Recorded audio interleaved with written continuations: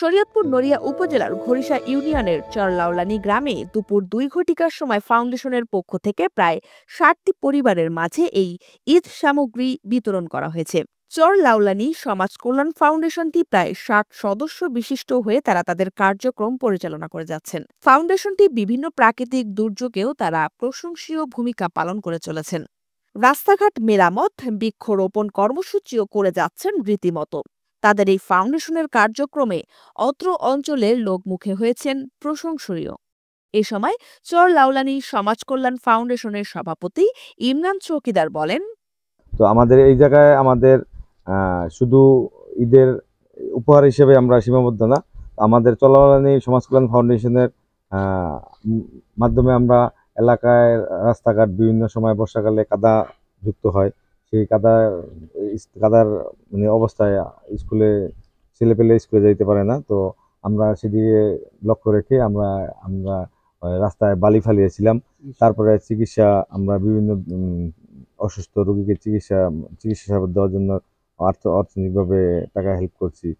আর আমাদের এই কাজের মধ্যে সর্বোচ্চ সহযোগিতা করে হচ্ছে আমাদের প্রবাসী ভাইয়েরা, যারা আমাদের প্রবাসী থাকে আমাদের এলাকার।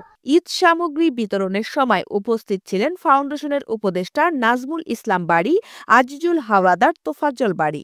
আমি অত্যন্ত খুশি হয়েছি এই অনুষ্ঠানের এই পরিচালনা দেখা, অনুষ্ঠানের কার্যক্রম দেখা।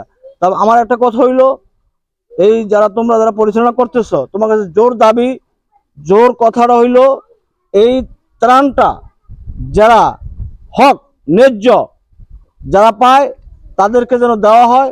কোনো আত্মীয়করণ বুঝি না, কোনো পার্সিয়ালিটি বুঝি না, যারা তাদের হকদারি তাদের কেন দেওয়া হয়, এটা আমাদের জোর দাবি তোমাদের কাছে।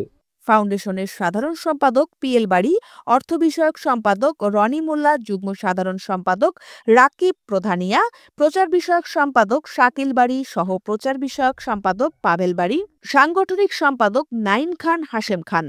এই সময় আরও উপস্থিত ছিলেন আন্তর্জাতিক বিষয়ক সম্পাদক চপ্পক বাড়ি, সোহাগ বাড়ি, ইকবাল মোল্লা, উপদেষ্টা মণ্ডলীর সদস্য আব্দুস সালাম, রায়হান খান, সিয়াম ব্যাপারী, শফিক সর্দার, ওহাব খান, প্রচার বিষয়ক সম্পাদক শাকিল বাড়ি সহ প্রচার বিষয়ক সম্পাদক পাভেল বাড়ি, সাংগঠনিক সম্পাদক নাইম খান, হাসেম খান, আন্তর্জাতিক বিষয়ক সম্পাদক চপ্পর বাড়ি, সোহাগ বাড়ি, ইকবাল মোল্লা। তারা জানান তাদের এই কার্যক্রম আগামীতেও আরও অগ্রণী ভূমিকা রাখবে।